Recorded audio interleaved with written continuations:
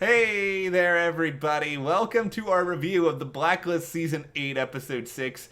The title is The Wellstone Agency. But it really should have been called We All Love Glen, because this episode was about him and some other stuff that really didn't matter as much as everything that was happening with Glen and losing Glen. Yeah, it's not like we got big answers on the file from last week or where Liz is. We have a couple of tidbits we'll talk about, but really, it is about the late, great Clark Middleton and, this character who is so beloved and all these antics that Reddington and for some reason Huey Lewis went through.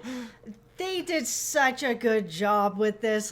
Honestly, Clark was such a funny guy, and I think he would have really appreciated that this is the way that they went with this. It just felt like Glen. Everything in here felt like Glen. Everything.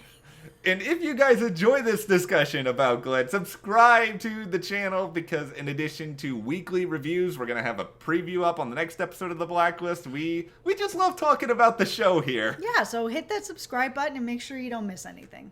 I was really impressed with how they pulled this off. I understand if some people out there may be a little bit frustrated that we didn't get a lot of major steps forward towards something, but I know we have a season 9. It seems like we have plenty of time, and Glen was just out of all the Team Red characters that we've seen over the years, Glen was my favorite. He was just so delightful all the time. Yeah, last week's episode, I was saying that I felt the absence of Liz. In this episode, I did not feel the absence of Liz or anybody else. It was just sort of I wish that this episode was really just Reddington and Dembe on this sort of adventure to get Huey Lewis and fulfill all of his dying wishes. And we did have some stuff with Park and Aram, who was undercover, but I'm not trying to take away from those stories, but for me, this episode was all about Glen. So I just wish that it was really all about him. I would have loved that. Yeah. I would have been all right with that too, even if it was a total diversion and we just didn't learn anything, because I think it's a reminder of how much Reddington cares about people who are loyal to him and, how people do very much matter. And I think that showcases more of his heartbreak over the whole Liz situation in a way. Even if they frustrate him to the ends of the earth, he still cares. Reddington reading that letter from Glen was so good because you could still see all the frustration in Reddington that he's just even in death, you are still going to be making me chase after Huey Lewis and bring in your ashes to the Statue of Liberty. You couldn't have just, written me a love letter and be done with it. No, that's not Glen's MO. No. It's every time he went to the DMV, Glen always was preparing for somebody else's potluck, or he was always telling some story that was diverting him from doing his job. It was all Glen. It really was. And as frustrated as Reddington was of the reasons that Glen gave for why he has a sports car, why he has all this money, I was this is pure Glen. He would absolutely do something like this and make up some unbelievable story I am Huey Lewis's muse, and so he gifted me a car and some other things. It was so Glen. So weird. I wonder with a couple of things, whether they were inspired by Clark or by Glen, because they did write in Glen's death of West Nile, and Clark also passed away of West Nile, and I wonder if Clark was a big Huey Lewis fan, or who isn't? Back to the Future? I grew up in that same time that Huey Lewis was really big. I was so excited. Nostalgia all over this episode for me. I love that Huey Lewis did this because I imagine the call where John Bokenkamp is picking up the phone and is so I want you to play yourself working alongside a criminal mastermind while his dead crony established a lie that you were his muse. What was Huey Lewis's reaction to this? Probably the same as when Reddington walked into his apartment and was you need to leave now. No, I'm kidding. I was really happy to see that he did it. That scene with, because I thought at first that was going to be the only scene with Huey and Reddington that we got, because it's like, how much of Huey Lewis are we seriously going to get in this episode? Yeah, I mean, I thought maybe we would have something with Huey Lewis near the end, that maybe he would send like a bouquet or a potluck of some sort, some food, like something like that. I didn't expect him to get up and give a speech and be at the Statue of Liberty, like listening to this eulogy.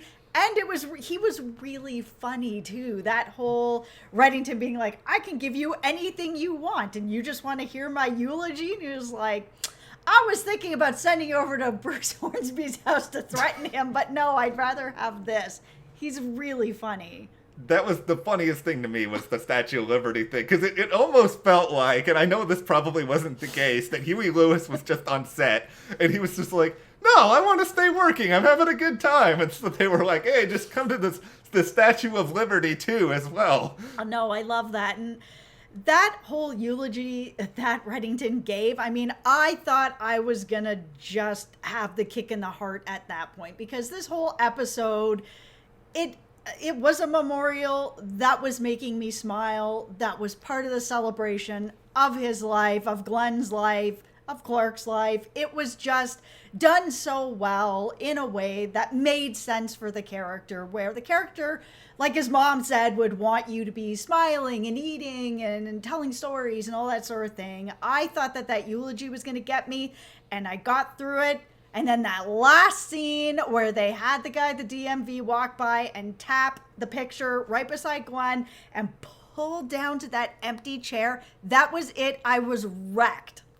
That was tough. Like, I got, like, wrecked. Straight up chills, like, everywhere with that. Like, it was such a good way to end it, because it's that absence of, you know, that character who was so fun. Like, you wouldn't see him every episode or anything, but it's just like every time you went there, you knew you were going to get a shenanigan, and I love shenanigans. I agree. And so it's hard not having that. And, you know, James did do a good job with that monologue and talking about, you know, the idea of living without fear, because clearly that is a Raymond Reddington mantra to an extent here. This is a guy who travels the world and gets a gun pulled on him like every 3 episodes or so. Yeah, and it was cool to sort of see him be like that. Not only did Glen live without fear, but he wasn't afraid of Reddington, and that was something that Reddington appreciated in a lot of ways, because everybody's afraid of Reddington, and it's nice to have some people around you that aren't. I gotta say, the moment that made me laugh the most was Dembe making a Power of Love reference, and then Reddington didn't even laugh. Reddington just, like, kept going. I was like, dude, how do you not laugh at this? Like, this is hilarious. Dembe, who barely says anything, gives you a Power of Love reference. I would have been on the floor.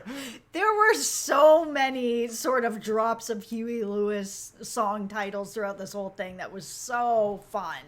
It was just... We love puns. Puns are great, like, all of this stuff. But Dembe dropping that Power of Love was the highlight. That was so good. It was great and weird and different. Like, there's a part of me that's like, I wish we had more of the Reddington crew, more other people there that we've seen over, but it's like, it was small. It was intimate. I think it worked the way that it was. Yeah, I mean, it makes sense in a lot of ways that he wouldn't mix all of his crew together for everything. That they're probably more people that wouldn't know who Glen is. I think he keeps it that way on purpose. I also love the, he kept making sure everybody knew that he was an assistant regional manager, or was it just, I hope I got, or was it the assistant to the regional manager? No, that's a different show. Okay, I need to make sure I got it right for Glen. Yep, he was an assistant regional manager. Yeah, good job on you, Reddington, making that very, very clear for all of us. Yes.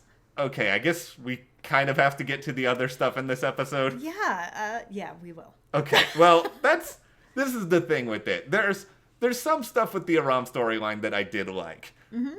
Yeah, I like some of it too. I mean, I always like when he's kind of doing stuff like this, or being able to sort of go undercover now that he's more, sometimes, more in the field and doing stuff like that, to sort of see his chops out there. Yeah, I wonder how many languages Amir actually speaks, or if this was something that kind of came from him. If not, he did a good job of at least making it seem like he was good and proficient in these languages. I love that the head of the Wellstone Agency, which I guess is this, interpreter crew that makes sure Yeah. stuff gets done, he was named the Colonel.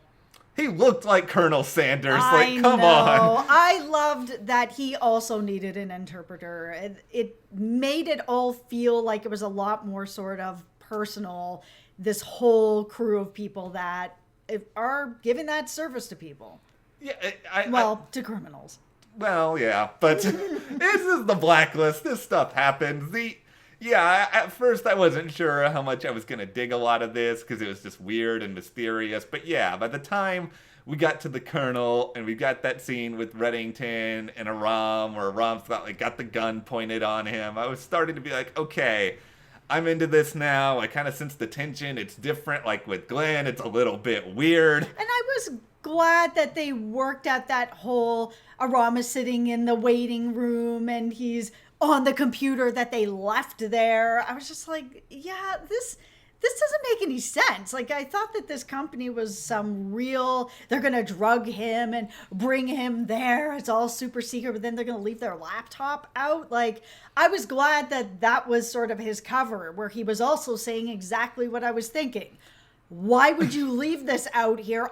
You barely know me. I just went through testing and now I'm going through your computer. Like, I'm out of here. You're not good enough for me. It's true. Like, To Miss Jessica. it is I'm also Miss Jessica. Hey! Are you? Well, don't end up on the Blacklist. I don't need Reddington to come after you. See, I guess what we learned in all of this is that the name of the person Liz hired, which I guess is the goal through all of this. Yep. It's either Aiden or Hayden. I can't tell, but something Markovich. Yeah, I think it's Aiden Markovich. Okay, Aiden Markovich, which kind of sounds like the Milkoviches from Shameless, but hopefully it's not a Milkovich from Shameless who Liz hired. But no, Yeah. I'm guessing this is someone who she needs for some sort of misdeed or whatever. They weren't exactly clear on all of this. Yeah, that's sort of the big hanging mystery out of this episode, because outside of that, there really isn't any. This really was sort of a conclusion of everything that happened with Glenn. Yeah, it wasn't something that was huge or revelatory. It's a little bit weird that nobody addressed the drive and Cooper and what he got at all. Yeah, I mean, they talked about it so briefly, where he gave it to Aram and said, hey, can you figure this out? And he was like, maybe. And then he said, I had to bring in some help and this person will be discreet. And that is all we got. Yeah, I thought at the very least we would get something more at the very, very end of it with oh, here's an update. I understand them wanting to end on Glenn, though. I'm not going to be mad. No, there was an interesting moment, though. I think it was between Aram and Cooper, where Cooper got some information from Reddington, and Aram was just kind of like, why would he tell you? And Cooper was like, we're working together. Like, it's kind of, you forget that they are working together because Cooper keeps secrets and Reddington keeps secrets, and they don't always tell each other. It's true, and I think at least Cooper has the advantage in that he's seemingly known Reddington or a Reddington. I don't know if it's this Reddington, but he's known a Reddington for a long period of time. Maybe that helps to some degree. All right, we're 13 minutes in, and now we're going to talk about Park. And it kind of sucks to go this way with it, because I've said for a little while now that I'm not getting to know her well enough. I really want to get to know this character. They've brought her into this crew. I need to get to know her a little bit better. And they haven't had very many episodes that focus on her. And when they do, it's only really this one subject. And it got completely buried in this episode, which is what I was afraid of, and it did. It did, and there wasn't even really any resolution to it. Park kills this guy, or at least I'm assuming he's dead. Yeah, she really badly hurt him and then calls in Reddington to clean it up for her, and now it's just something that happened and is gone. And it was so quick to have this sort of happen and then just disappear. And besides her having the sort of this uncontrollable anger that's turning into killing people, I need to know something else about her. I really want to get to know her. It did feel a little bit too much just like a retread of the other stuff about Park that we've seen so far. I mean, yeah, we saw a little bit with the restaurant and what's going on there. So like, okay, we at least have a sense of somebody who's in her life, but it was just, it was so small, and all of it just sort of evolved into, oh look, here's Park either seriously injuring and or killing someone and then covering it up. I can't imagine this is the end of this. Like, it's got to come back in some shape or form. My hope is that it's at least going to come back to her sort of weighing on her, because, I mean, she was really anti-helping out Reddington, and why are we helping this criminal, and it shouldn't be like this, and now she's called him. So maybe that'll kind of, I don't know, weigh on her a little bit. There needs to be consequences to what people do. Like, we've seen this with Wrestler before, with some of the stuff Wrestler has done. Yeah. He's had to live with it. He's been haunted by it. You know, Park shouldn't be able to wake up the next morning and be like, everything is okay, and nobody discovers anything more. Yeah, but I mean, if she does wake up like that, where she's like, you know what, that person deserved it, moving on, who's next? That is interesting, and that is something that then can kind of develop her character a little bit more. If she's sort of almost like a Dexter, where she feels that killing people who are bad is a-okay because it's at least a form of justice. That is Who interesting knows? in its own way. That is interesting. It would at least be something more substantial for her to do, because right now it feels like she's just sort of tangentially a part of the team, and she's there because Samara left and they needed to put somebody else on the show. Yeah, give her some love. Let's develop her a little bit more. Let's all get to know her as well. Power of love. Huey Lewis, bringing it all back to Huey Lewis. Right? Here's the one last thing I'm curious about now. Is it's like, when is Liz going to be a major part of this show again? Yeah, it's pretty crazy. I mean, she's now gone these 2 episodes. Like I said, last week I felt it. Yeah. This week, nobody else mattered except for everything that was going on with Reddington, Dembe, and Huey Lewis and Glenn. Like, that was really the whole episode for me. Yeah. But if she's not back next week, then it's gonna feel like a void again. Like, this is Reddington and Liz, and I get what they're kind of doing here to try to make her feel like a, blacklister, that you don't always see what's going on. Yeah. What I want to see is an episode coming up soon where we kind of get to see what she's doing on the other side of it. And I'm not saying no Reddington, Yeah. but I would like to see how she's putting the pieces together. Yeah, because otherwise it just sort of feels like it disappears into like the ether, and then we're just sort of left to sit back and be like, okay, well, she did it, and we just have to assume that she did it and did this, that, or the other, and we've already done that with Katarina. I don't want to do that again. Yeah, I want it to feel more like, because we get to see the steps, or hopefully we get to see the steps, that we see maybe pieces that maybe Reddington has taught her. Like, I want to, if she's going to get everything she wants, I want to see where it came from. I want to see her do something that he's taught her so that she's able to get to that end goal.